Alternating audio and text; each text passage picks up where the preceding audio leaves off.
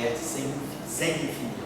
Aí, quando você olhar o teu propagador, você vai ver o polo desse propagador. Aí, o polo desse propagador é a massa física. Então, a massa, eu vou explicar isso aqui, só uma questão muito delicada.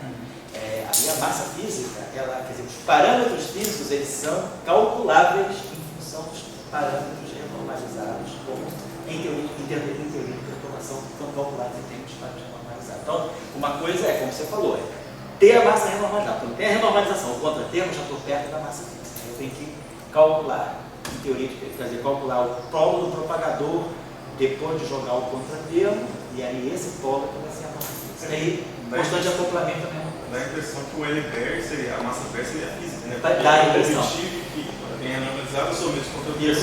Quando eu sumir agora está tudo finito. Isso. Mas aí você tem que olhar o polo do. Você vai pegar. Porque você tem o contratermo de massa e tem o contratermo da renormalização do campo. Aí quando você tirar esse propagador completo, é que você vai ter a massa física. Então, os parâmetros físicos, massa física e constante acoplamento física, em teoria de perturbação, eles são objetos calculáveis em função dos parâmetros normalizados. Tá? Bom, professor, só para fechar aquele raciocínio que a gente está fazendo aqui. Sim. Então, dá para pegar o tensor de Hit e colocar no Lagrangiano de Einstein-Hilbert como contratermo e Isso. fazer uma renormalização do campo do grafo. do mesmo jeito que o senhor Do fez. mesmo jeito que eu fiz aqui. Do mesmo jeito que eu fiz aqui. Certo? Porque na verdade você não vai tirar o tensor de Hit bonitinho R'. O resultado que você vai obter é o tensor de Hit expandido em termos de H. Quer dizer, aquele contratermo que vai aparecer para você vai ser uma expressão em H que corresponde exatamente ao tensor de Hit. Aí você vai jogar aquele termo no Lagrangiano original para renormalizar o campo do grafo. E dá para fazer um tensor de Hit-Baer, alguma coisa Aí assim? você vai definindo o campo Baer, você define um tensor de Hit-Baer. A métrica Baer, alguma coisa assim? Também você vai fazer tudo igual. Você joga a métrica Baer, vai envolver a constante kappa, a renormalização da função do campo H, e aí aquilo ali vai te dar o K renormalizado, você vai ter uma métrica Baer também. Uma coisa que o Weimer chama atenção é que as teorias não renormalizáveis, elas são tão renormalizáveis quanto as renormalizáveis. Você pode fazer o mesmo procedimento, né? O problema é que você... Só que é ordem a ordem. É isso que o Einstein recuperou um pouco no final da década de 80. Era assim, não jogar no lixo as teorias que não são renormalizadas. Até porque teoria que não renormalizada, a teoria de Fermi, ela deu resultados bons para as interações fracas, a baixas energias. Ela é uma boa descrição. Você não precisa usar a teoria eletrofraca para calcular, sei lá, o espalhamento elétron-neutrino a baixas energias na faixa do Meff. Quando você tiver altíssimas energias, você já entra com... Você vai ser com muita alta energia, você já consegue começar a excitar o Z, aí você já... Aqueles gráficos de loop com Z, com W, já começam a ficar mais poderosos, né? Mas se você está a baixas energias, quer dizer, uma teoria não renormalizável, né, como o Pico falou, ela pode ser boa para você fazer cálculo a baixas ordens. Mas aí, é claro, você renormaliza um loop, aí depois você tem que fazer uma outra renormalização do loop, mais contratermos, novos atletas. Você não para esse processo. Mas de repente você pode falar, não, mas para mim basta aí 3 loops, porque já vai me dar precisão suficiente que eu tenho. Então, dessa forma, o Weinberg ele recuperou, porque até então a teoria tem que ser renormalizada. Então, a teoria não renormalizável é boa para cálculos fenomenológicos, né, de baixas energias, né? Quer dizer, como teorias efetivas. Não sei. Sigma não linear, por exemplo. A teoria não ser normalizável, eu acho que é meio que um indicativo de que tem algo mais fundamental por trás, exatamente. ou que está fazendo alguma coisa errada, né? Exato. Exato. Pode ser que esteja errado, mas assim, uma teoria não renormalizável, o que está acontecendo? O que aconteceu com a supersimetria? Por que, por exemplo, a supersimetria começou a dar teorias finitas? Porque ela pegou as teorias antigas, que não eram finitas, e ela introduziu novos graus de liberdade, ela introduziu mais campos. À medida que você joga mais campos, esses campos podem se organizar, dependendo da simetria, para eliminar divergências. Então, uma teoria não ser renormalizável pode estar indicando que você não está com um número de graus de liberdade completo, que a tua teoria está incompleta. Por exemplo, você pegar uma matriz, né? Quando a gente pega uma matriz, pegar uma matriz unitária, então, N d'H, N é igual a identidade. Vamos tirar o elemento aqui, J, N d'H, e kappa, N, kappa J, igual a delta J. Então, isso aqui é o conceito de unitariedade. Estou somando em K. uma bela sombra em K aqui. Beleza. Então isso aqui está me dando sombra em K de M, K I está M, K J igual a delta J. Então, se a matriz M é unitária, se eu fizer a soma completa em K, caindo de 1 até N, eu ganho a identidade. Mas imagina que eu não conheça todos os elementos da matriz, que eu conheça só uma parte dos elementos da matriz. Então, se eu somar esse K desde 1 até um valor N menor do que a ordem da matriz, vai ficar faltando termo aqui, isso não vai dar identidade. Então, uma teoria disso também não é unitária, porque você não está somando a matriz S sobre todos os possíveis graus de liberdade. Você não tem um conjunto de campos completo que aquela teoria devia ter para ser unitária. Então, a falta de unitariedade e a falta de renormalizabilidade pode ser indicação de que a tua teoria não tem todos os campos necessários. Deveria estar faltando campos, né? Então, quer dizer, na época, na década de 60, já se pensava um pouco assim. Se via, a teoria de Fermi é boa, mas ela não é renormalizada. Não deve estar faltando alguma coisa. Aí veio toda a discussão, tá? Bóson de Higgs introduziu a simetria de Gauge, SO2, O1, e o bóson de Higgs, o campo de Higgs, e aí a teoria ficou renormalizada. A mesma coisa com a unitariedade. Então, às vezes você, como você falou, não ser renormalizável, mas ser uma boa teoria efetiva, é o indicativo de que talvez essa boa teoria efetiva seja o ponto de partida para uma teoria mais fundamental, renormalizável ou finita. Era o que Dirac dizia. Ele dizia, nenhuma dessas teorias, na época, assim, um pouco antes dele morrer. Quando ele morreu, ele já conhecia o N igual a 4, que era finito.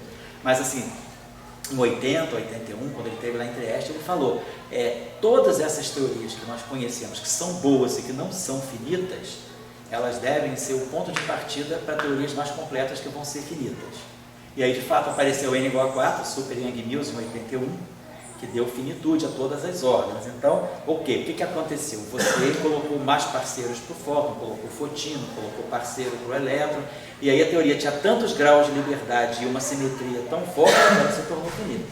Tá? Essa é a ideia. Então, então é o caso do campo da teoria de Fermi. Ela é uma boa teoria efetiva, mas não é renormalizável. Mas aí o que está faltando? Estão faltando graus de liberdade. Está faltando W, está faltando Z, está faltando Higgs. Colocou essa turma, ela ficou renormalizada e unitária. Certo? Então a gente pode dizer que está faltando grau de liberdade na gravitação. Por isso que a teoria de corda, que é a supergravidade, o que ela fez? Ela melhorou a convergência da gravitação quântica. Por quê? Porque ela introduziu mais graus de liberdade. Ela introduziu gravitino, introduziu parceiros do setor de elétron, do setor fermiônico. Então a supergravidade ela trouxe os graus de liberdade que começaram a fazer a gravitação quântica mais finita.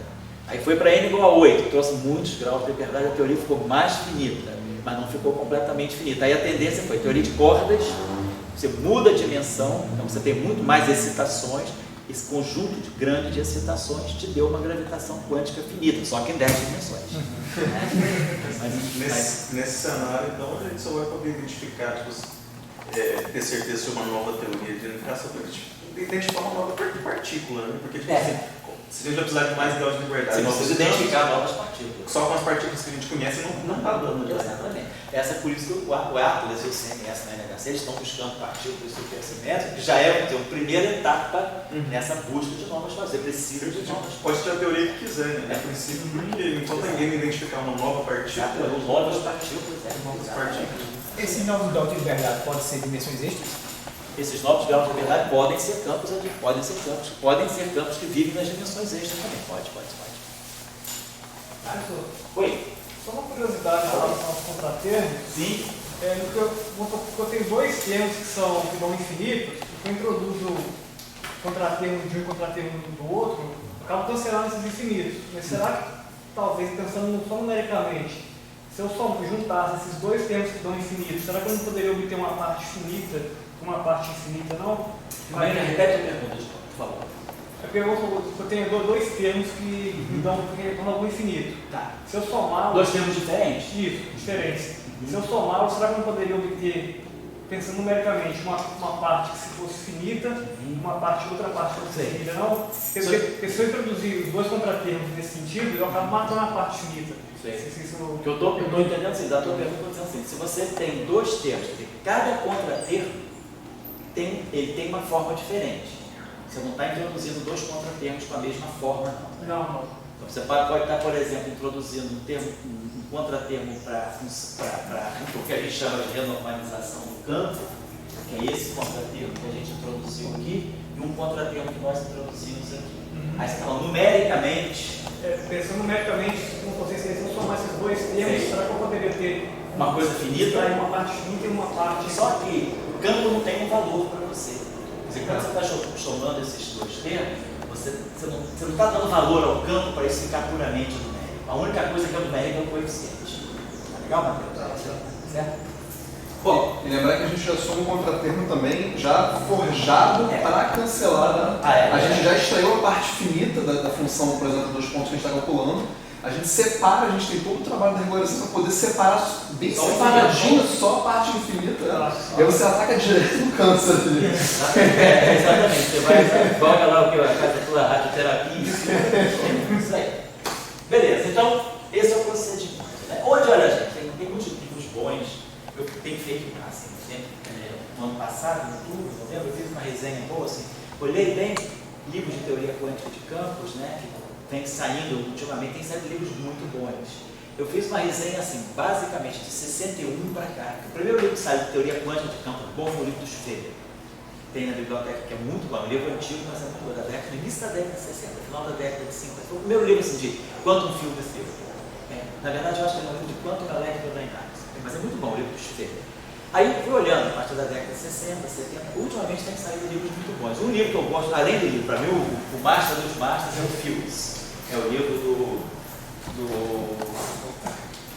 Warren Ziegler. O Ziegler nunca publicou esse livro, ele deixou, assim, por princípio, deixar nos arquivos, tem mais de 800 páginas, é do Warren Ziegler. Muito bom. Esse livro aqui é excelente.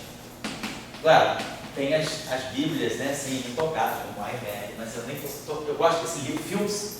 O Weinberg é muito organizado, formal, mas eu acho que assim, ele é bom para uma leitura assim, quase assim, sabe, aquela coisa que depois de uma certa maturidade, eu acho que o livro do Fields, ele te dá mais, assim, mobilidade dentro da área. Ele separa para o spin, né? Oi? Esse não separa para o spin. É o outro, é o tá. Esse aqui, assim, claro. Esse aqui é um livro muito bom também, eu gosto muito. Depois do filme, né? Acho que esse livro aqui, inclusive, o Srebrenicki, para uma abordagem inicial, esse livro aqui é melhor para a gente começar a estudar por aqui e consultar esse aqui.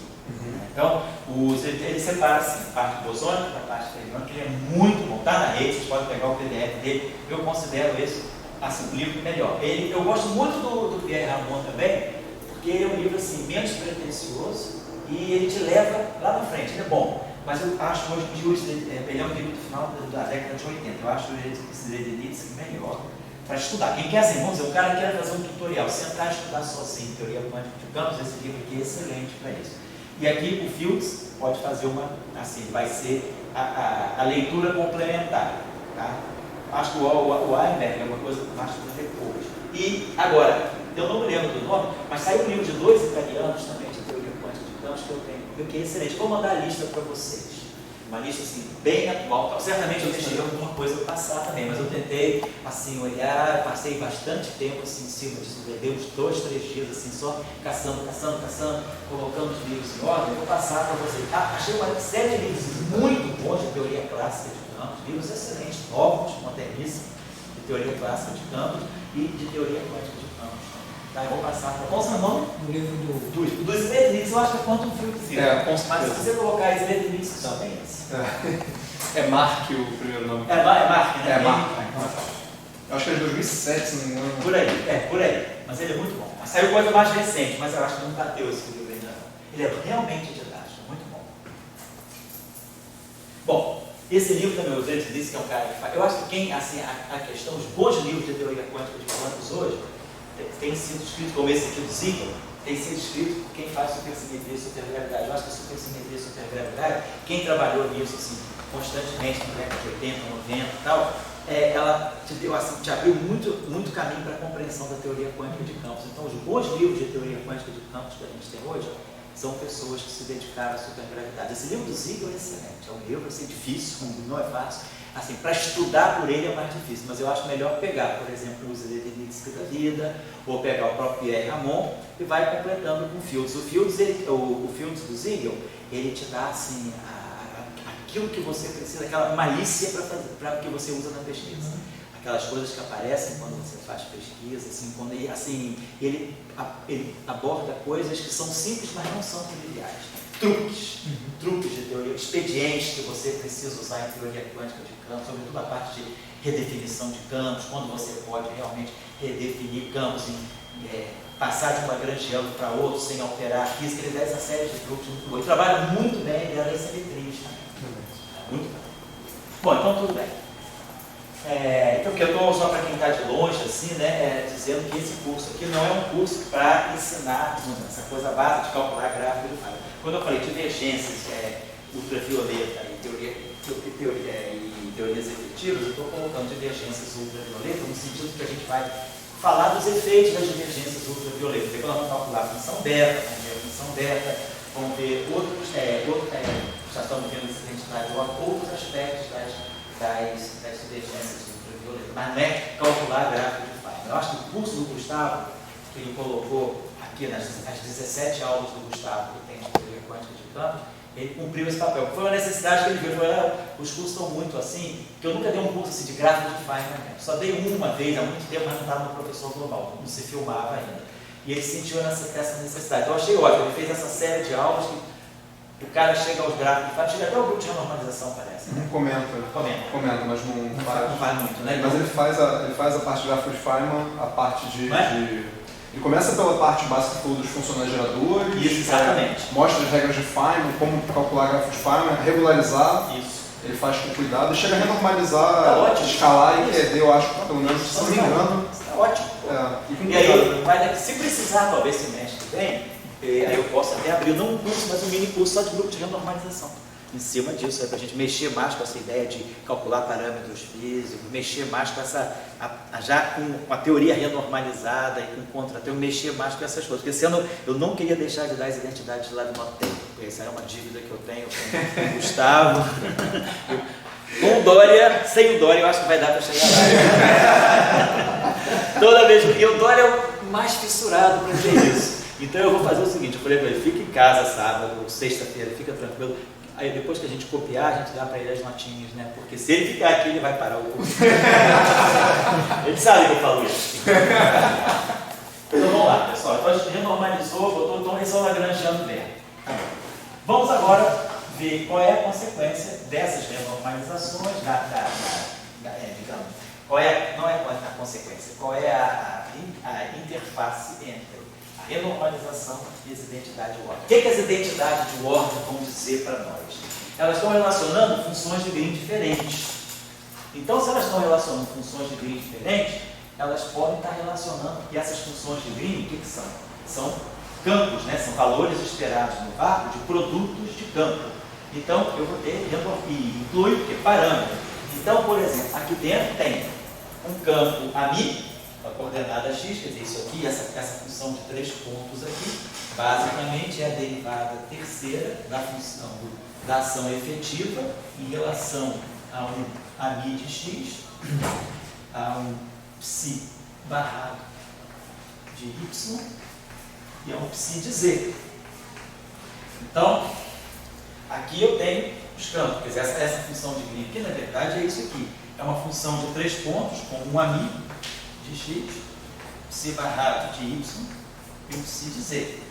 Então essa função de 3 pontos, na verdade, é o valor esperado no vácuo dessa função de Green. Essa função de Green que é o valor esperado no vácuo desses campos aqui. Claro, essa aqui é a função de Green amputada, tem que multiplicar depois pelos propagadores nas linhas externas. Mas o que está aparecendo aqui? Campos. Então o que vão aparecer aqui? As renormalizações dos campos, os Z's. Aqui eu tenho renormalização da função de onda, que é a função de onda renormalizada. Então vão aparecer essas constantes aqui. E aqui eu tenho a função de 2 pontos do término, tem esse propagador relacionado ao término. Porque o que a gente quer? Que a teoria, porque a teoria BER, o que ela incorpora? A teoria renormalizada mais os contratermos. Se as identidades de Warren são válidas para a teoria, aqui na teoria renormalizada, eu vou querer, quer dizer, isso aqui eu derivei, como vocês viram a derivação aqui, nós derivamos dentro da integração funcional a teoria da qual eu tirei os gráficos de falha, não, eu tirei os vértices, as funções de vértices, os propagadores, e fiz os cálculos. Então, isso aqui tudo vale para a teoria renormalizada. Quando eu jogar os contratermos, a pergunta é, isso tudo aqui vale para a teoria renormalizada. Mas a teoria renormalizada, ela precisa dos contratermos. Quando eu jogar os contratermos, eu vou mexer nas funções de Green. E aí, será que essas identidades são destruídas ou não? Então, essas identidades, elas estão valendo para o modo renormalizado. Aí, agora eu jogo contratermos. Aí, eu vou gerar o modo B.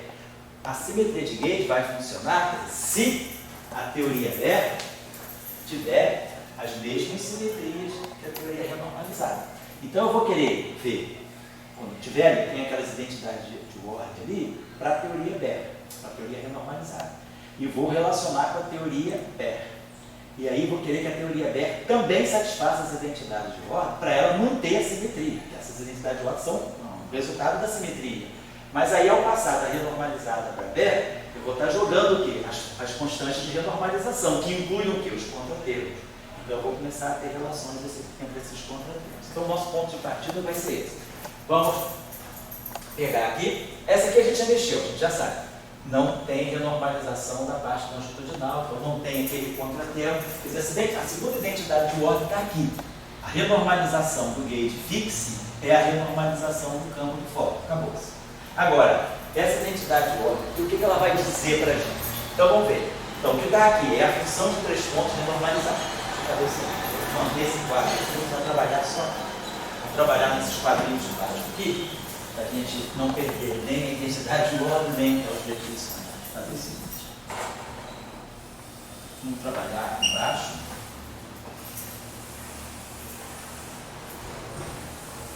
Tá legal. Então, vamos olhar o seguinte. O que é o gama 3? A função de 3 pontos.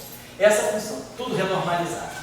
Então, essa função de 3 pontos aqui é a função... Eu não vou colocar os índices, porque não vai ser necessário. É só colocar a estrutura de campos, porque vai importar para a renormalização a estrutura de campos. Isso aqui não vai influenciar na renormalização. Então, aqui tem um DMI, tá? Mas estou colocando aqui. O campo do fóton, claro, eu teria que escrever o campo renormalizado do fóton, quer dizer, DMI do campo renormalizado do fóton a MI. Então, estou colocando aqui o campo do fóton renormalizado. Aí vai aparecer o psi barrado renormalizado e o psi renormalizado. Então, isso é a função, a ação efetiva de 3 pontos. É a função de Green desses campos aqui. Agora, o que é a função a função one part irreducible de 3 pontos? Essa função aqui, isso aqui. É um campo aqui e 2 campos fermiônicos aqui. Então, eu estou calculando esse gráfico aqui. Tem um AMI aqui, psi barrado, psi. Agora, claro, o que é a função de Green gama amplificada? Eu multiplico multiplico pelo inverso dos propagadores nas linhas externas. E quando eu calculo a função de Green amplificada, se eu calcular a função de Green conexa, nessas linhas externas, o que nós temos são propagadores. O que a gente faz para amplificar a função de Green? Multiplica aqui pelo inverso dos propagadores. Se o propagador é G, a gente multiplica pelo inverso do propagador. O que é o propagador? O propagador é o produto T do produto de 2 campos. Um campo aqui, outro campo aqui. Esse é o propagador.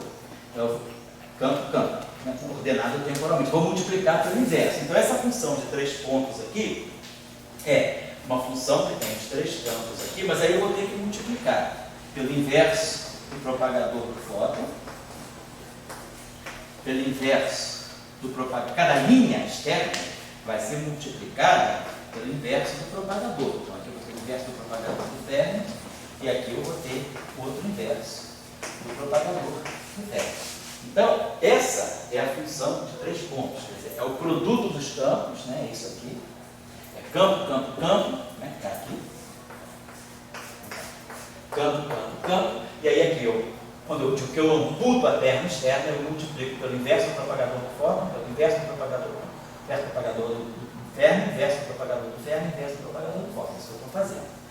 Então, essa é a estrutura da função de 3 pontos. Então, vamos escrever. Então, isso aqui seria a estrutura da função gama 3 renormalizada. Então, a função gama 3 renormalizada, ela é isso. Então, quando eu passar agora para campo beta, eu vou botar aqui, então, renormalizado beta. Renormalizado está aqui, então vai ficar o beta, C a menos o beta. Então, aqui vai, nesse fator aqui, vai aparecer CA a menos meio. Eu vou escrever aquele campo renormalizado em função do campo beta. O que eu quero fazer agora? Eu quero relacionar as funções de Green de n pontos renormalizada com as funções de Green de n pontos beta. Quero passar das funções de Green renormalizadas para as beta. Mas eu tenho que lembrar a definição das funções de Green renormalizadas. Elas são mutadas, então não basta multiplicar os campos, eu tenho que multiplicar pelos inversos dos propagadores em cada linha. Então aqui vai aparecer um ZA menos meio e aqui o psi, a gente vai ter Z psi a menos meio, Z psi a menos meio. Então aqui vai aparecer um Z psi a menos 1, que vem daqui. Então isso aqui me deu agora a função gama 3 dos campos beta, ABR, psi beta barrado. Estou só querendo computar essa relação entre gama beta e gama renormalizada. Aí agora, vamos para cá. Esse propagador aqui. Aqui eu vou ter, de novo, renormalizado. ZA menos meio. ZA menos meio. Mas isso aqui é o produto. Na verdade, o que é isso aqui? Isso aqui é o produto de o campo a renormalizar, é o produto de campo. Então, mas eu vou inverter isso. Então, aqui tem menos meio, dá menos 1, mas invertendo fica mais 1. Então, aqui vai aparecer vezes, vou colocar aqui, vezes, então aqui vai aparecer um ZA. E aí vai aparecer ABR a menos 1. Depois aqui, psi renormalizado, mesma coisa. Psi renormalizado é Z psi a menos meio. Então vai aparecer um Z psi a menos meio, Z psi a menos meio. Z psi a menos 1, então vai ficar Z psi a 1, ficar o grupo de menos 1. Então vai ficar Z psi beta. E aqui de novo, Z psi beta. Então a função de Green de 3 pontos a gente pode escrever assim, gama 3.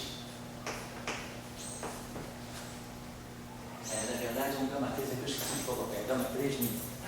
Tá? Como essa divergência aqui. Gama 3 mi renormalizado, vou botar assim, gama 3 renormalizada mi vai ser. Então, isso aqui é esse lado esquerdo aqui, que é o gama 3 renormalizado, com a definição dela, computando os propagadores das pernas externas. Como é que vão ficar esses Z's aqui? Aqui eu tenho ZA a menos meio, ZA a 1. Isso, né? Então, o meio para cada campo. Vai ter ZA meio, né? Então fica aqui, ZA a meio. Então esse ZA aqui entrou, esse ZA aqui entrou. Esse Z psi a menos 1 aqui matou esse Z psi aqui. Então sobrou um Z psi. E aí aqui ficou o gama 3 beta mi. Certo? Só, eu botei só a estrutura, né? Porque eu não precisava botar os itens, eu estava só querendo ver o jogo das constantes. Mas aí, claro, gama 3, colocando a mi aqui, psi barrado, mas está aqui. Então isso aqui tudo do lado esquerdo é a definição do gama 3 renormalizado. É o produto dos campos, né? Vezes os inversos dos propagadores para cada linha externa. E aí aqui eu fiz só a passagem para o setor beta.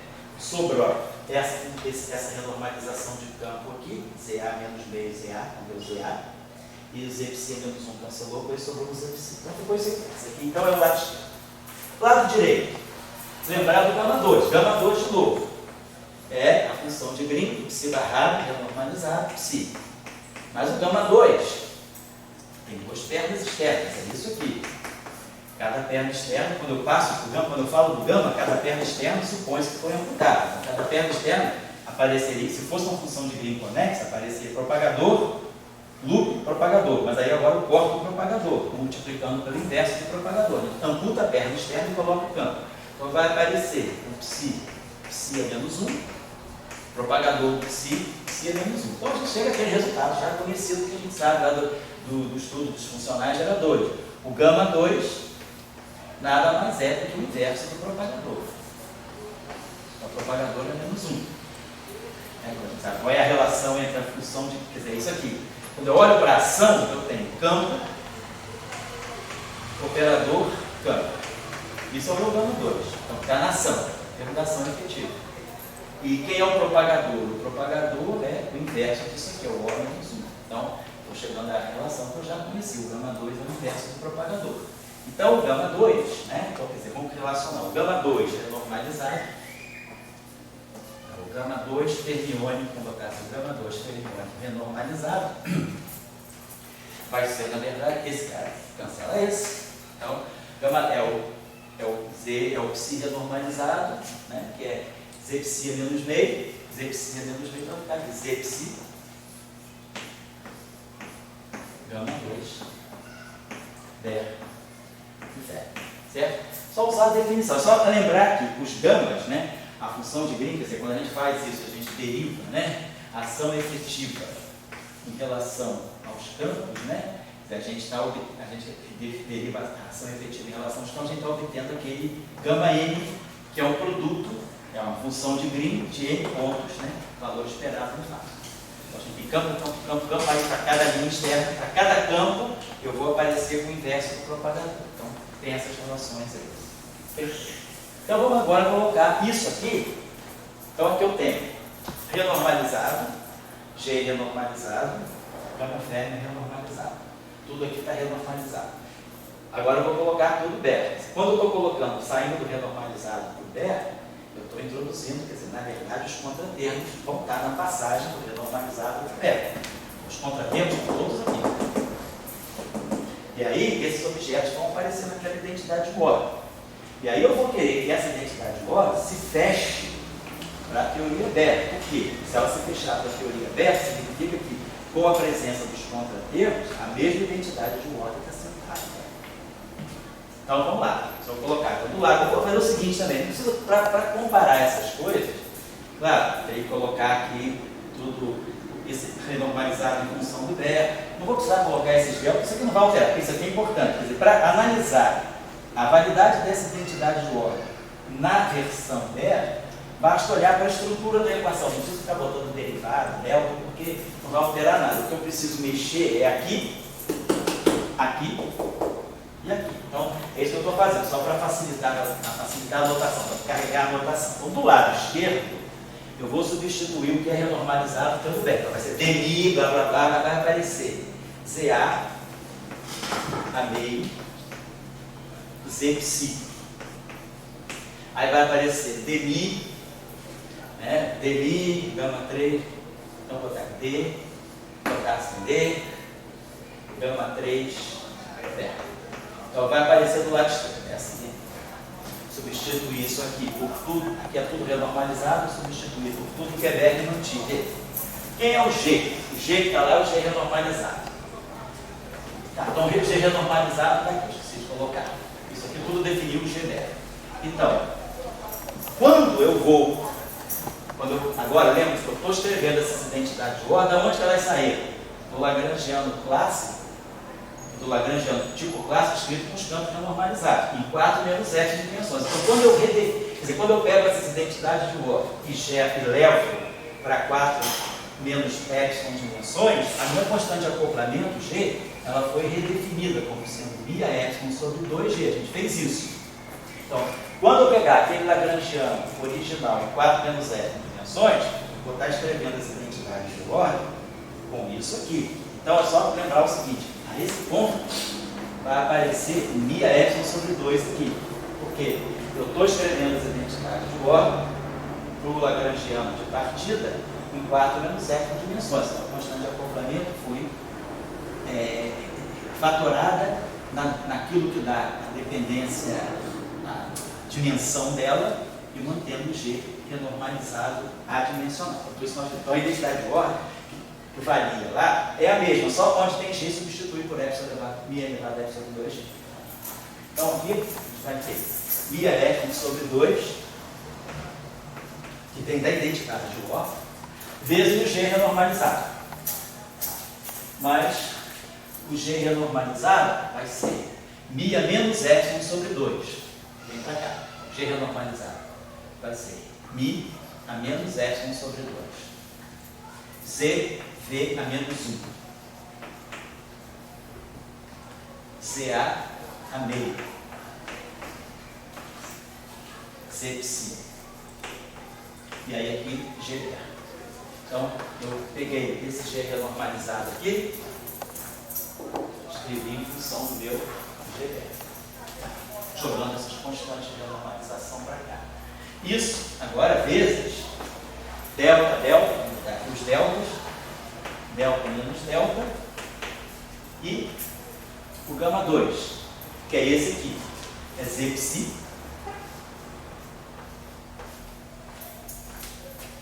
gama 2, der, terminou. Então eu quero que essa identidade de ordem, ela valha a teoria dela. Então vamos lá. O mi menos 2, mi s menos 2 se cancelaram. Depois o CA meio daqui, cancela com esse CA meio daqui. Esse Zpsi aqui, cancela com esse Zpsi aqui. Então, para que essa identidade seja válida para a teoria beta, tem exatamente isso aqui é a resposta da simetria de Gauge, eu devo ter ZV a menos 1 vezes Zpsi igual a 1.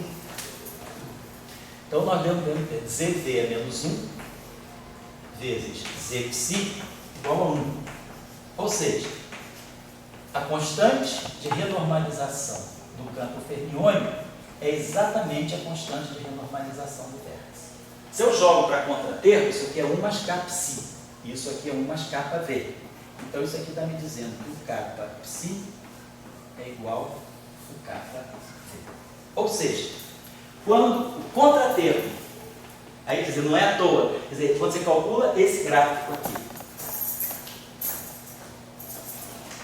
na QED, e calcula esse gráfico aqui, o coeficiente infinito que sai desse gráfico aqui é exatamente igual ao coeficiente infinito do gráfico que sai aqui. Então, você pode optar, calcula só a função de 2 pontos, que é mais fácil. Se você não precisar nada mais da 3 pontos, calcula só de 2 pontos. Então, o que você está mostrando? Que ao renormalizar, quer dizer, a simetria de Gauge garante que esses contratermos aqui não são soltos, são relacionados. Tá? E aí, isso tem uma consequência. Se Zpsi é igual a ZV. ZV é menos 1 vezes 10. Então, ZV é menos 1 vezes Zpsi é igual a 1. Então, ZV vezes Zpsi é menos 1 é igual a 1. Então, uma outra consequência, vou tirar daqui, que aparece aqui. Então, dessa identidade de ordem que está aqui, desse resultado, vem para cá uma outra coisa bem simples, que é o seguinte, esse cara aqui, ZV é igual a Zpsi. Então, a função de a constante de acoplamento dela, ela é μ epsilon sobre 2, renormalização do campo do fóton, G renormalizado. Então, na verdade, a constante de acoplamento de Gauge, ela não precisa da renormalização do vértice. Se você calcular isso aqui, você automaticamente coloca aqui e já renormalizou a constante de acoplamento. Quer dizer, uma coisa é renormalizar o vértice, outra coisa é renormalizar a constante de acoplamento. Quer dizer, a renormalização do vértice está aqui, mas a renormalização da constante de acoplamento, ela passa pelo vértice e pelas renormalizações dos campos. Mas aí a identidade de ordem, ela associa, ela cancela esse fator aqui, e sobra só esse. Então, a renormalização da carga, vamos dizer assim, na QED, isso aqui seria a carga, né? A carga beta vai ser μ epsilon sobre 2, CA a menos meio, e a carga renormalizada. Então, é daqui, dessa relação, que vai sair a função beta da carga. A função beta que diz, né, o que é a polarização do VAR. E aí a gente observa que para renormalizar a carga, efetivamente, eu só preciso renormalizar a função de onda ou o campo do fóton. Não. Quer dizer, a renormalização do vértice era em princípio necessária, mas devido à identidade de ordem, ela se tornou desnecessária. Então você renormaliza a carga ao fazer. Então, quer dizer, na verdade, esse gráfico aqui, qual é o papel? Ele é o gráfico mais importante da QED. Porque, na verdade, ao renormalizar o campo do fóton, ele já está renormalizando a carga também, que é o objeto importante. Né? A renormalização da massa, não, ela precisa ser feita mesmo. Mas se a gente estiver interessado em calcular funções beta, o que a gente precisa renormalizar é as constantes de acoplamento. Mas para renormalizar as constantes de acoplamento, eu preciso renormalizar os vértices. Uma teoria de cálculo, vamos dizer, uma interação psi-barrado, psi-φ, que não tem identidade de ordem. Então, se eu pegar, por exemplo, uma interação de cálculo, psi-barrado, psi-φ, digamos assim. Então, vou jogar o contratermo para isso. Vamos jogar o termo KY, psi-barrado, psi-φ. Esse vértice é renormalizado. Então, na hora de juntar tudo, eu vou pegar 1 mais kappa φ, que é o ZY, que é o ZY.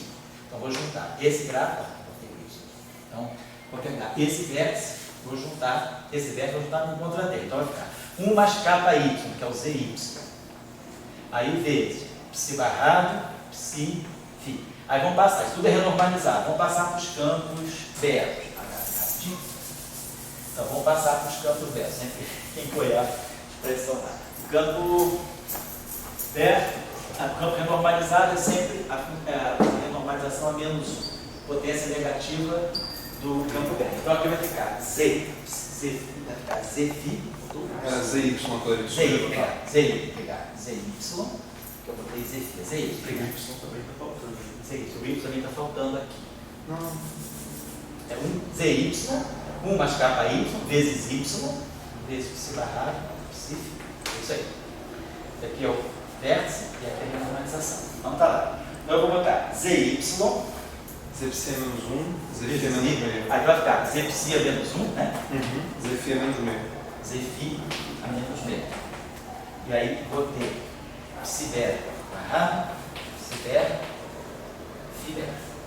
Então isso aqui, agora eu vou definir. Então aqui eu vou definir a minha constante. Quer dizer, na verdade também lembrar que essa constante de acoplamento vai ter um μ elevado a f sobre 2, mas eu estou competindo, quer dizer, esquece o μ elevado sobre 2. Ele está aqui, claro, quando eu vou renormalizar, eu vou primeiro para 4 menos f de dimensões. Essa constante de acoplamento aqui é a dimensional. Então, levando em conta aqui, levando em conta as dimensões dos campos, vai ter um μ elevado a alguma coisa, f sobre 2, alguma coisa assim. Mas o que é importante é isso aqui. Então, agora, quando eu definir minha constante de acoplamento de um cálculo, delta, ela vai ser a renormalização do vértice. Quer dizer, vai ter que jogar o contratermo para esse termo. Então, eu vou calcular esse gráfico aqui, uma linha externa de φ e 2 linhas externas de psi. Então, eu vou calcular esse gráfico e vou tirar o contratermo dele, que é o KY, vai dar o ZY. Aí aqui vai entrar a função de onda do psi a menos 1.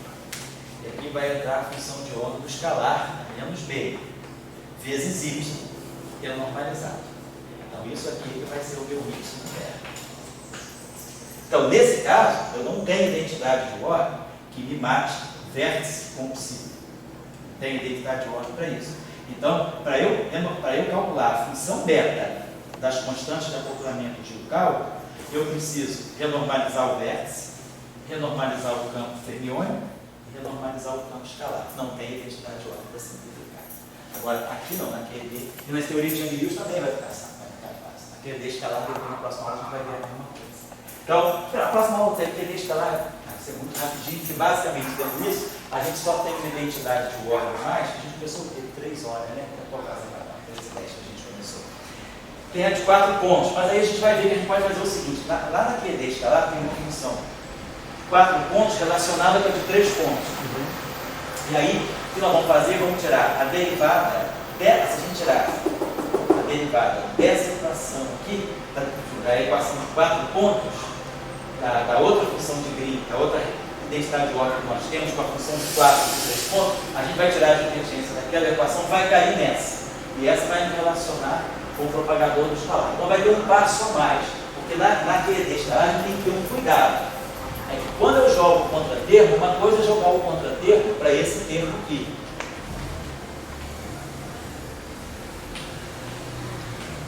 A outra coisa é esse contratermo aqui. Então, ao jogar esse contratermo, eu vou renormalizar o G. Ao jogar esse contratermo, eu vou renormalizar o G2. A pergunta é, a renormalização do G2 é o quadrado da renormalização do G? Deveria ser, para poder manter esse balanço aqui e garantir a simetria de queijo. Então, a identidade de ordem vai nos dizer isso.